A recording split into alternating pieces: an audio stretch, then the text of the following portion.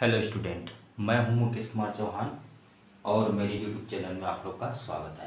तो आज का हमारा मोस्ट एमपी टॉपिक है आवेशों के निकाय की विद्युत स्थितिज ऊर्जा। तो ये है क्या? सबसे पहले हम लोग आज पढ़ेंगे तो किसके लिए पढ़ेंगे? दो आवेशों के निकाय की विद्युत स्थितिज ऊर्जा, ये पढ़ने वाले हैं। ये वाला टॉपिक का व्यंजक पढ़ने वाले हैं। तो सबसे पहले जान लेते हैं कि स्थितिज ऊर्जा किसे कहते हैं। तो स्थितिज ऊर्जा किसे कहते हैं, ध्यान समझिएगा। तो हमारे पास दो आवेश हैं, ठीक है। ये आवेशों के निकाय की विद्युत स्थितिज ऊर्जा का ये फर्स्ट पार्ट है, जिसमें दो आवेश हम लोग ले रहे हैं। तब स्थितिज ऊर्जा किसे कहेंगे, ठीक है। तो मान के चलो अनंत पर दो आवेश हैं, अनंत पर दो आवेश हैं। ये दो आवेश, ये रहा अनंत और ये दोनों आवेश जिनका नाम है Q1 और Q2, ठीक है। इस आवेश को यहां पर एक बिंदु है A और यहां पर एक बिंदु है B, ठीक है। Q1 आवेश को बिंदु A पर लाने के लिए जो हमें कार्य करना पड़ेगा, Q1 आवेश को बिंदु A पर लाने के लिए हमें कुछ कार्य करना पड़ेगा, ठीक है। तो कर दिए, Q1 आवेश को अनंत से क्या किए, बिंदु A पर ला दिए, बिंदु A पर लाए। अब दूसरा बात क्या है, Q2 आवेश को बिंदु B पर हमें लाना है। तो कुछ ना कुछ काम करना पड़ेगा, कार्य करना पड़ेगा। अब देखिए, इन दोनों के बीच की जो दूरी है वो कितनी है, R12 है।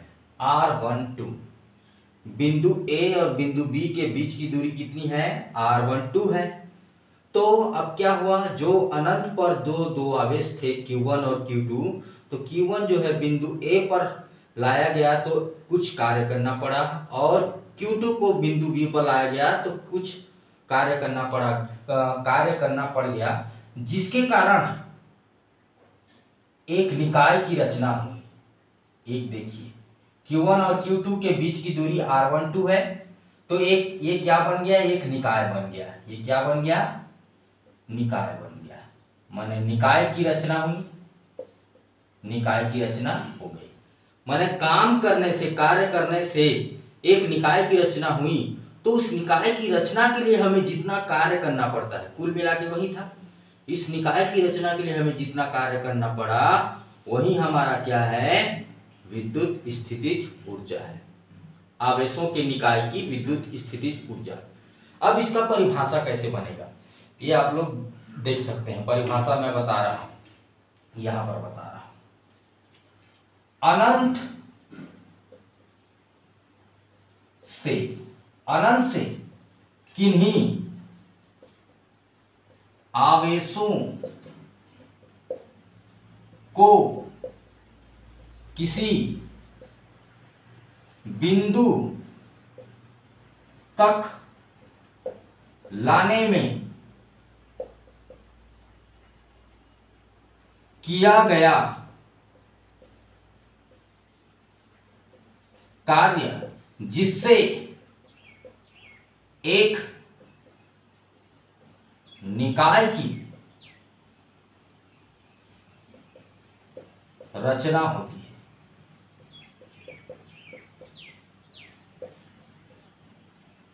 होती है।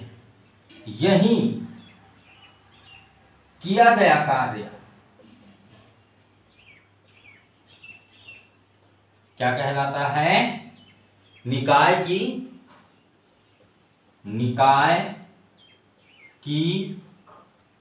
विद्युत स्थितिज ऊर्जा। यही निकाय की विद्युत स्थितिज ऊर्जा कहलाती है। ठीक है, तो आप लोग को समझ में आ गया होगा। हमारे पास दो आवेश हैं, दो आवेश ले रहे हैं, दो आवेश के कारण विद्युत स्थिति ऊर्जा निकाल रहे हैं। तो अनंत पर दो आवेश हैं और उसको हमें बिंदु ए पर लाना है और Q2 आवेश को हमें बिंदु बी पर लाना है। ए और बी के बीच की दूरी r12 है। तो जब एक क्या बन जाएगा, एक सिस्टम बन जाएगा, एक निकाय बन जाएगा, एक निकाय की रचना हो जाएगा, तो उस पर जो वर्क लगेगा वही हमारा क्या है, निकाय की विद्युत स्थितिज ऊर्जा। तो आइए इसका अगला स्टेप हम लोग पढ़ते हैं। इसके लिए हमें व्यंजक प्राप्त करना है। तो कैसे व्यंजक प्राप्त करेंगे देखते हैं। तो हमें पहला स्टेप तो ये है, स्टेप पहला कि अनंत से बिंदु ए पर Q1 आवेश को लाया जा रहा है। तो उसके लिए जो काम है वो लिखना पड़ेगा। तो अनंत से बिंदु ए तक नहीं, ए पर Q1 आवेश को लाने में किया गया कार्य। तो कार्य का फार्मूला क्या होता है, विभव गुणित आवेश, विभव गुणित आवेश। तो हमारा ये क्या हो जाएगा, विभव कौन सा होगा, इसमें विभव कौन सा हो जाएगा। अब देखिए विभव क्या हो जाएगा, ए पर विभव। तो ए पर तो कोई आवेश ही नहीं है, तो ए का विभव। तो जब आवेश नहीं है, किसी बिंदु पर आवेश नहीं है, कोई भी बिंदु हो जिस पर कोई आवेश नहीं है, बिंदु ए पहले खाली था, हम लोग Q1 आवेश को बिंदु ए पर ला रहे हैं। पहले से ऑलरेडी बिंदु ए पर कोई आवेश नहीं है ना। ए का विभव, ए का विभव, ठीक है। और आवेश कौन सा आवेश को ला रहे हैं, Q1 आवेश को ला रहे हैं। तो यहां पर किया गया कार्य क्या होगा, तो ये W1 इक्वल टू ए का विभव क्या हो जाएगा, यहां पर शून्य हो जाएगा, क्योंकि ए पर पहले से कोई आवेश नहीं है, ठीक है, या ए के पास कहीं पर पहले से आवेश नहीं है, ठीक है। तो यहां पर ए का जो विभव होगा वो क्या होगा, अनंत से कोई आवेश को हम लोग बिंदु पर लाते हैं, कोई बिंदु पर लाते हैं, तो इतना जान लीजिए अनंत से कोई विभव को हमें बिंदु पर लाना है, तो उस पर जो विभव होगा उसका वैल्यू क्या होगा, 0 होगा। अनंत से किसी विभव को बिंदु तक लाने में जो विभव लगता है वो क्या होता है, 0 होता है। तो यहां पर ये 0 गुणित Q1। अब हमारा W1 बन गया क्या, 0 बन गया।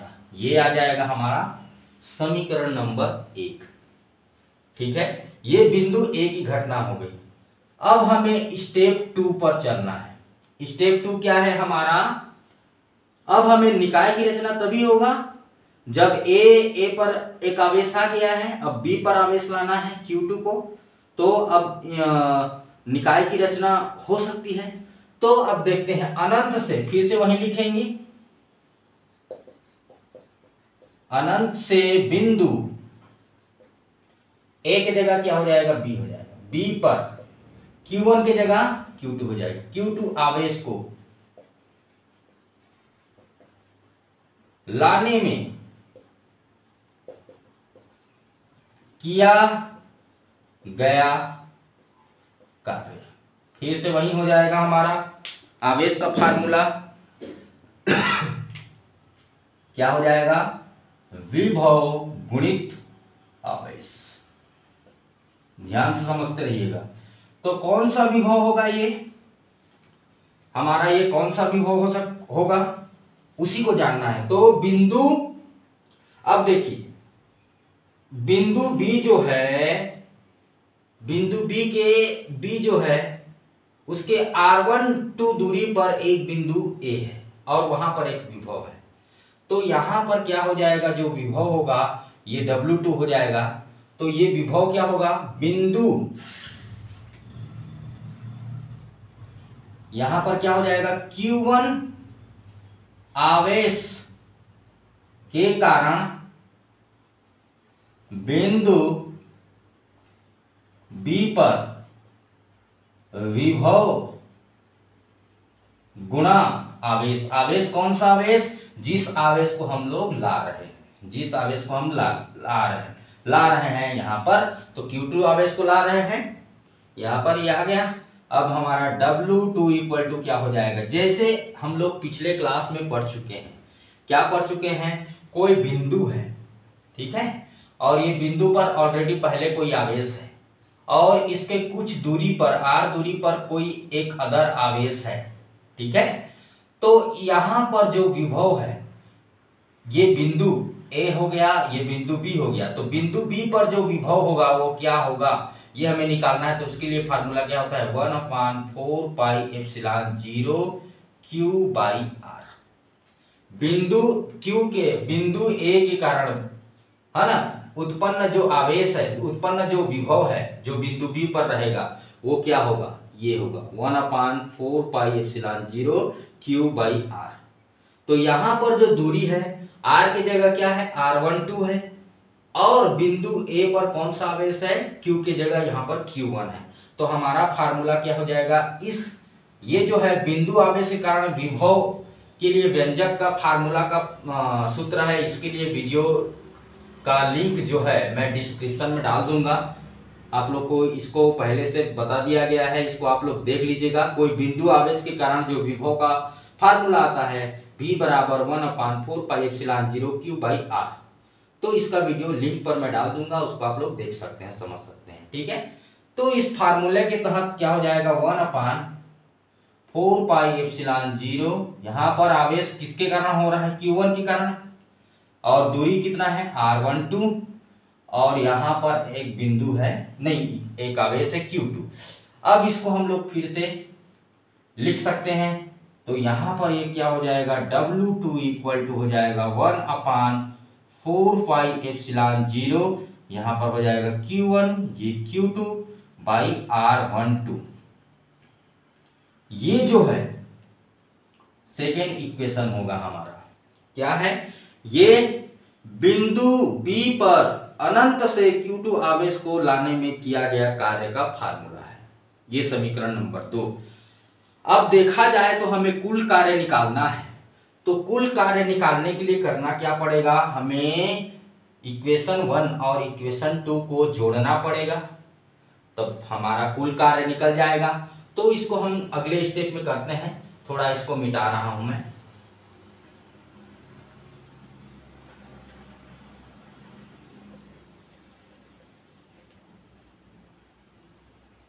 ये देखिए, तो अब कुल कार्य हो जाएगा,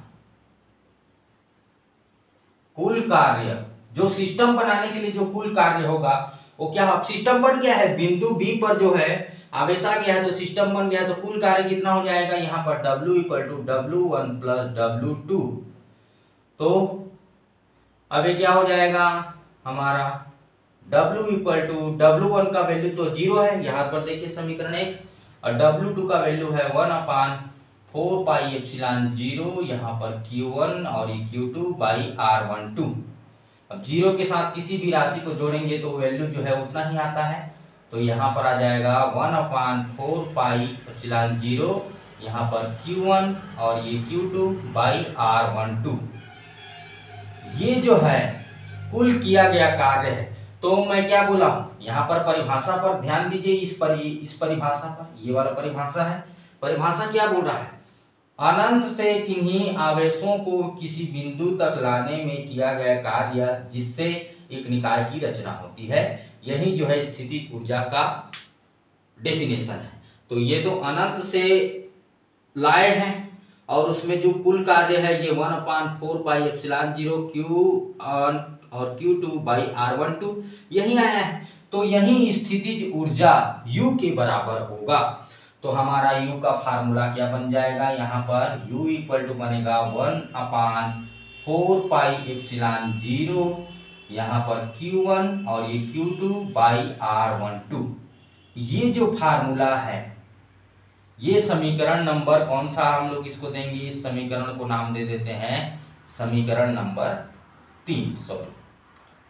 समीकरण नंबर 3, ये जो समीकरण नंबर 3 है, यही हमारा क्या है, दो आवेशों के निकाय की विद्युत स्थितिज ऊर्जा के लिए व्यंजक का फार्मूला है। और ये जो व्यंजक है वायु या निर्वात के लिए होगा, वायु या निर्वात के लिए होगा, वायु या निर्वात के लिए है। यदि हम माध्यम का परावैद्युतांक के लेते हैं,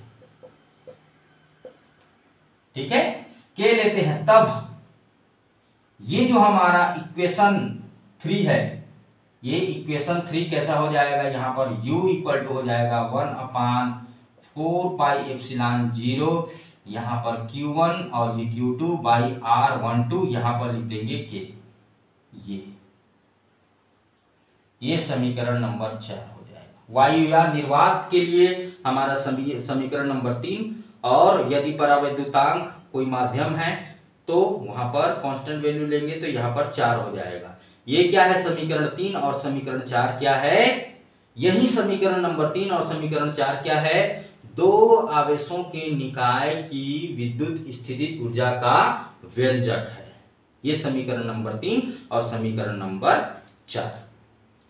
तो आज के वीडियो में बस इतना ही। आशा है आप लोग को ये वाला वीडियो आप लोग को समझ में आया होगा।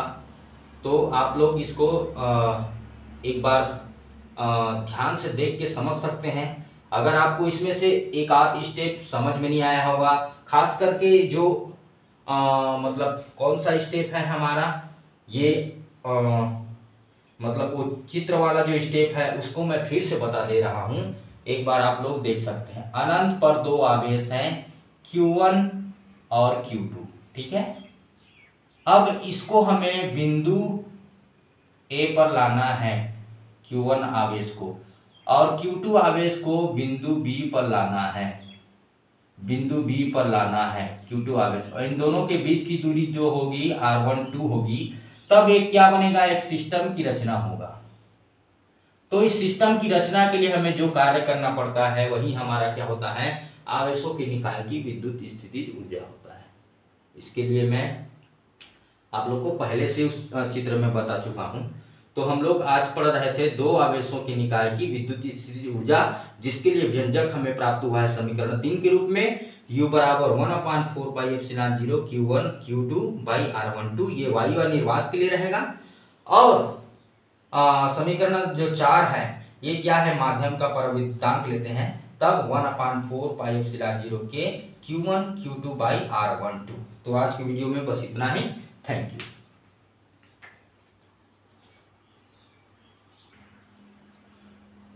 तो वीडियो को थोड़ा मैं आगे बढ़ा रहा हूं। तो एक स्टेप छूट गया था हमारे पास, जिसको मैं उस दिन एक दिन बताने वाला था, विभव प्रवणता। ये कब की बात है, जिस दिन हम लोग विद्युत क्षेत्र की तीव्रता, विद्युत क्षेत्र की तीव्रता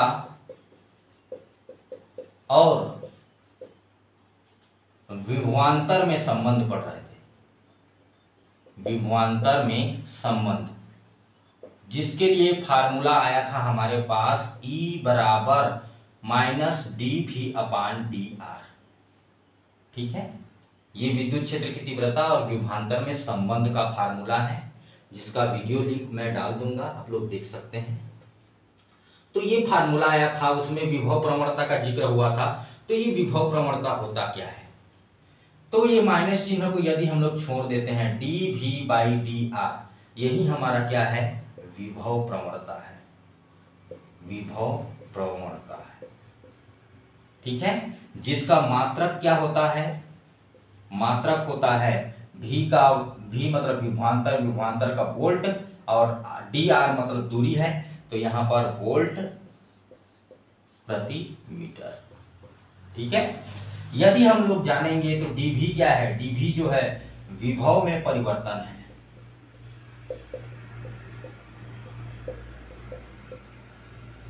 dr क्या है, अल्प दूरी, तो यहां पर इसका परिभाषा क्या बनेगा? विभव प्रवणता का। विभव प्रवणता का परिभाषा बनेगा विद्युत क्षेत्र में दूरी के साथ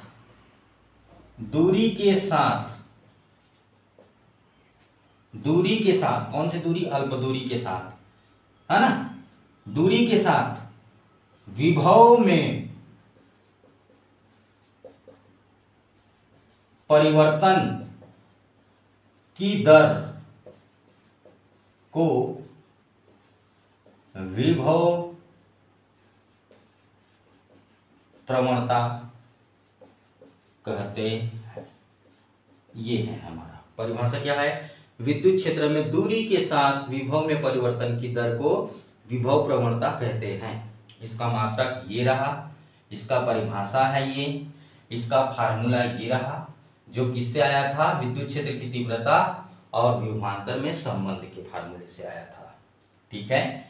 अब यहां पर यदि मैं शॉर्टकट में बताऊं तो क्या है, ये कोई हमें बिंदु है, यहां पर कोई धनात्मक विभव है, तो धनात्मक विभव है तो जैसे जैसे हम लोग इससे दूर हटते जाएंगे तो यहाँ पर विद्युत क्षेत्र की तीव्रता का मान जो है घटते जाएगा। विद्युत क्षेत्र की तीव्रता का मान क्या होते जाएगा? घटते जाएगा। ठीक है। यहाँ पर कुछ अलग रहेगा, ये बिंदु B है, ये C है, यहाँ पर D है। बिंदु B पर कुछ अलग रहेगा, बिंदु C पर कुछ अलग रहेगा, बिंदु D पर। तो दूरी के साथ, दूरी जैसे जैसे बढ़ रहा है विद्युत क्षेत्र की तीव्रता भी कम होते जा रही है। उसी प्रकार विद्युत क्षेत्र की तीव्रता में यदि कमी आ रहा है तो विभव में भी कमी आते जाएगा। तो दूरी के साथ क्या होगा? दूरी के साथ विभव में भी क्या होते जाएगा? परिवर्तन होते जाएगा। जैसे जैसे दूरी बढ़ते जाएगा विभव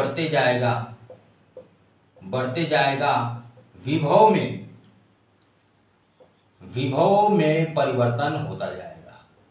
विभव में क्या होते जाएगा? परिवर्तन होता जाएगा। यही हमारा क्या कहलाता है? विभव प्रवणता कहलाता है। तो आज के वीडियो में बस इतना ही। Thank you.